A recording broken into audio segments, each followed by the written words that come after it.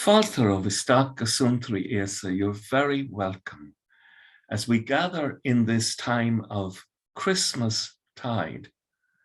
Christmas tide is the period that begins on the 24th and proceeds to the evening of the 5th of January, the 12th night.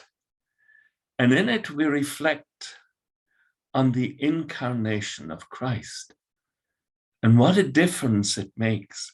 For example, in tomorrow's gospel, the gospel of the 4th of January, Jesus can now say to the disciples, "Come and see."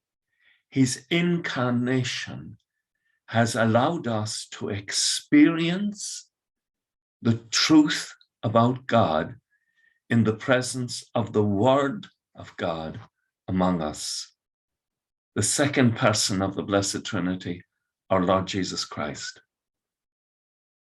So Christmas tide is a wonderful time, and we're moving to that wonderful feast that we celebrate on the morning at the end of the 12th night, the feast of the Epiphany, when Christ was made known to the Gentiles, people like us, that salvation is no longer just for the Jews. The knowledge of God, and we're called to the knowledge of God as revealed through his Son, our Lord Jesus Christ.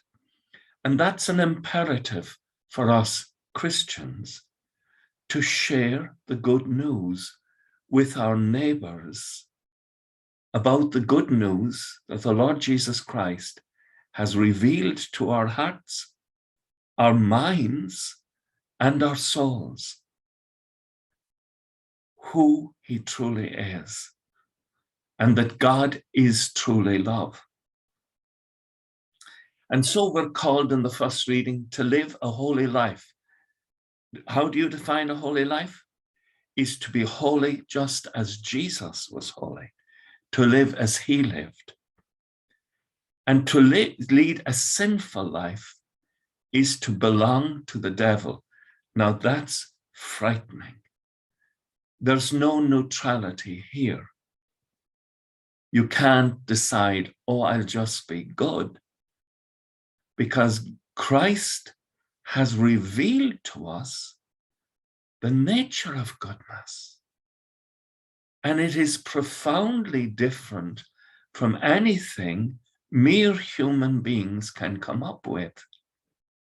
That love is so great that he will lay down his life for you and me on Calvary. And dying bring us eternal salvation, even though, as Paul says in the letter to the Romans, when he died for us, we were still his enemies. And so we have a wonderful tale to bring to the world, the tale of the incarnation, that Mary, the Mother of God, has cooperated with God in bringing the truth about our calling and our nature, that we're called to share in the divinity of Christ, not as Christ shares it by his nature, but by the generosity of God.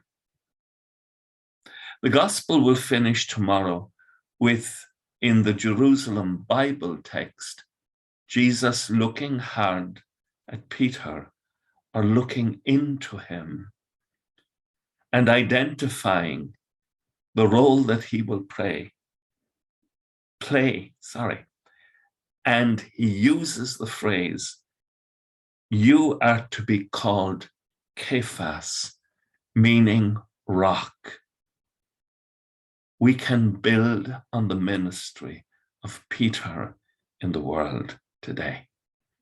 And let us pray for our present Holy Father, Pope Francis, for the burdens of his office, that God may help him this day to be a source of unity and the wisdom of God in the world.